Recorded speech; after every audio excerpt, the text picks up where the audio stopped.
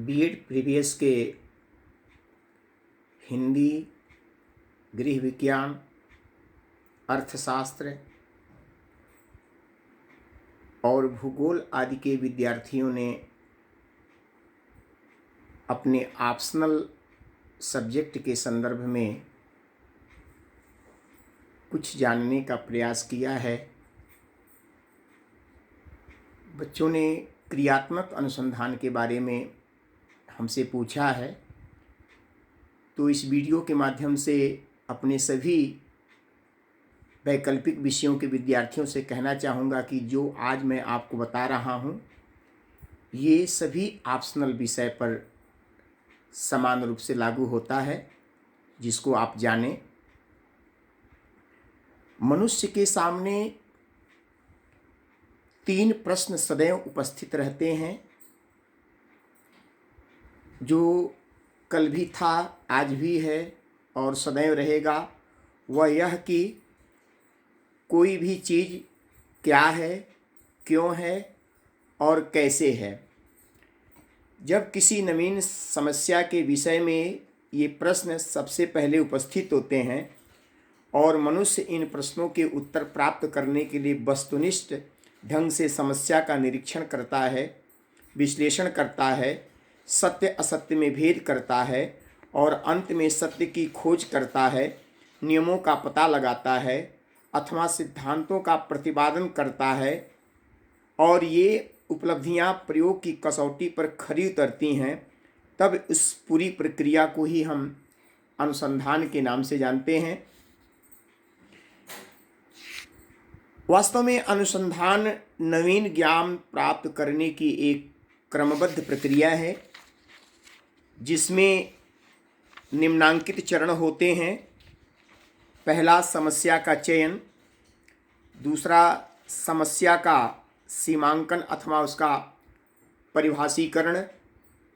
तीसरा, समस्या से संबंधित तथ्यों का संकलन तथा उसका विश्लेषण। चौथा है उपकल्पनाओं का निर्माण। पांचवा है उपकल्पनाओं के परीक्षण हेतु रूपरेखा बनाना। छठा है उपकल्पनाओं का परीक्षण और सातवां है सामान्यीकरण एवं निष्कर्ष। इन चरणों से हम किसी भी तरह के अनुसंधान कार्य को संपादित करते हैं। जहाँ तक क्रियात्मक अनुसंधान का प्रश्न है, तो क्रियात्मक अनुसंधान किसी व्यक्ति अथवा समूह द्वारा अपनी क्रियाओं को सुधारने की विधियों की खोज है। जब किसी व्यक्ति अथवा समूह को अपने कार्य करने में कोई कठिनाई अनुभव होती है अथवा कार्य के संपादन के बाद उद्देश्य की प्राप्ति नहीं होती अथवा यह प्राप्ति आंशिक रूप से होती है, तब वह वस्तुनिष्ठ ढंग से समस्या का निरीक्षण करता है, इसके कारणों की खोज करता है और उसके आधार पर अपनी कार्यविधि में सुधार करता है। तो इस पूरी प्रक्रिया को ही हम क्रियात्मक अनुसंधान के नाम से जानते हैं। क्रियात्मक अनुसंधान में भी वही चरण होते हैं जो पहले मैंने बताया। जैसे पहला चरण है इसका समस्या को पहचानना और उसका कथन।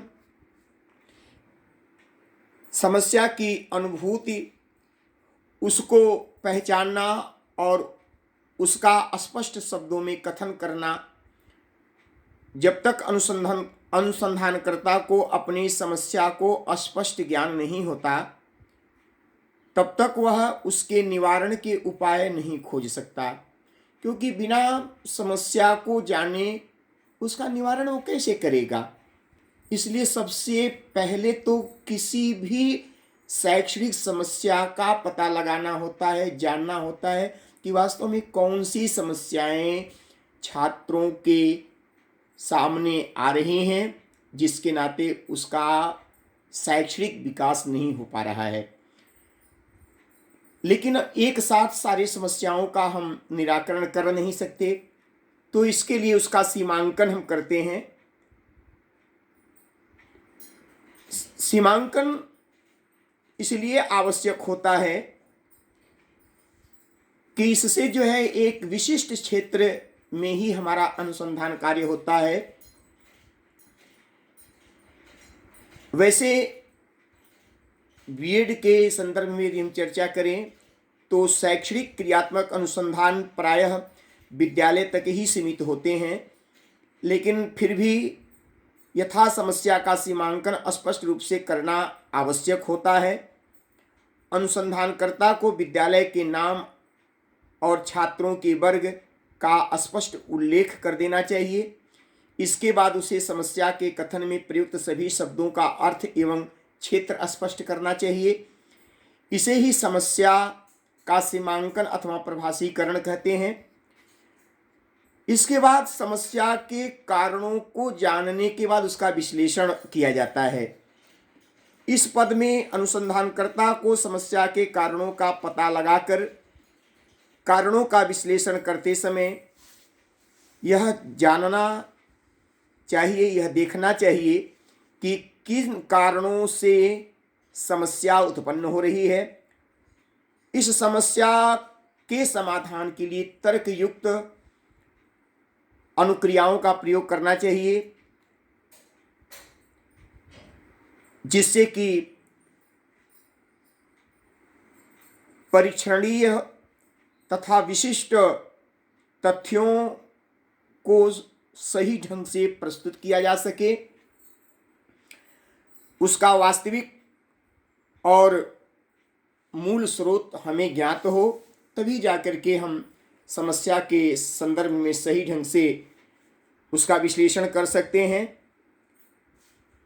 और इसके लिए हम उपकल्पनाओं का निर्माण करते हैं, हाइपोथेसिस बनाते हैं। समस्या के कारणों का विश्लेषण करने के बाद अनुसंधानकर्ता को यह सोचना होता है कि यथा कारणों को किस प्रकार दूर किया जा सकता है और जो समस्या हमारे सामने है उस समस्या का समाधान किन क्रियाओं के द्वारा किया जा सकता है। वैज्ञानिक भाषा में इस क्रिया को क्रियात्मक उपकल्पनाओं का निर्माण भी कहते हैं। उसके बाद इस उपकल्पना के संदर्भ में उपयुक्त रूपरेखा बनाने की बात आती है। क्रियात्मक उपकल्पनाओं का निर्माण करने के बाद उसकी सत्यता की परख हेतु एक वस्तुनिष्ठ रूपरेखा तैयार की जाती है।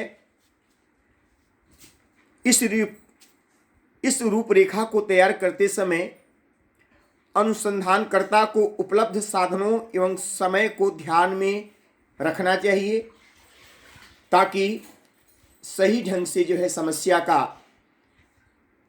रूपरेखा बनाया जा सके।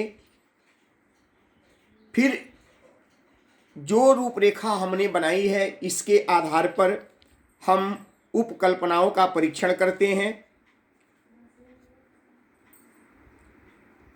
अनुसंधानकर्ता क्रियात्मक उपकल्पनाओं के परीक्षण हेतु निश्चित रूपरेखा के अनुसार आवश्यक क्रियाओं का संपादन करता है। कोई क्रियात्मक उपकल्पना लक्ष्य की प्राप्ति में कितनी सहायक हो रही है, यह जानने के लिए विविध प्रकार की विधियों का और प्रविधियों का प्रयोग करता है, जैसे साक्षात्कार, प्रश्नावली का निर्माण, चेकलिस्ट, सांख्यिकी आदि विधियों का प्रयोग करता है। पर ये जरूर अनुसंधानकर्ता के लिए आवश्यक हो जाता है कि परिस्थितियों के अनुकूल उपयुक्त विधि तथा प्रविधि का ही हमको प्रयोग करना चाहिए, जिससे कि हमारा परिणाम सही ढंग से आए और अंत में निष्कर्ष का प्रतिपादन किया जाता है। उपकल्पनाओं के परीक्षण द्वारा यह पता लगाया जाता है कि कौन सी क्रियात्मक उपकल्पना समस्या के समाधान में कितनी सहायक हुई। इस पद पर वह उन्हें उपयोगिता के क्रम में लगाता है और जो समस्या के समाधान में अधिक महत्व की होती है उसका प्रयोग करने का निर्णय लेता है और जो कम उपयोगी होती है या अनुपयोग होती है उसे छोड़ देता है। क्रियात्मक अनुसंधान की सफलता क्रियात्मक उपकल्पनाओं के निर्माण, परीक्षण और निष्कर्ष प्रतिपादन पर निर्भर करती है। इसलिए अनुसंधानकर्ता को ये सब कार्य बड़ी ही सावधानी से करना चाहिए और यह वस्तुनिष्ठ होना चाहिए, जिससे कि हमारा परिणाम सही ढंग से आए। मान लीजिए हिंदी की ही बात हम कर लें तो हिंदी में जैसे बहुत बच्चों में श्रुत लेखन की समस्या एक गंभीर समस्या है। तो इसके बारे में हम पहले जो है इस समस्या का हम चयन करते हैं। फिर करने के बाद कलेक्शन ऑफ डाटा यानी कि कलेक्शन ऑफ डाटा जुटाते हैं। फिर उपकल्पना का निर्माण करते हैं। जैसे यदि छात्र उचित आसन में बैठकर लिखे तो उसका लेख सुधरेगा। इसी तरह से उपकल्पनाओं का निर्माण करते हैं और इसके माध्यम से जो है हम विविध प्रकार के जो अनुसंधान के चरण हैं उन चरण का प्रयोग करते हुए अपनी समस्या का हम समाधान ढूंढते हैं।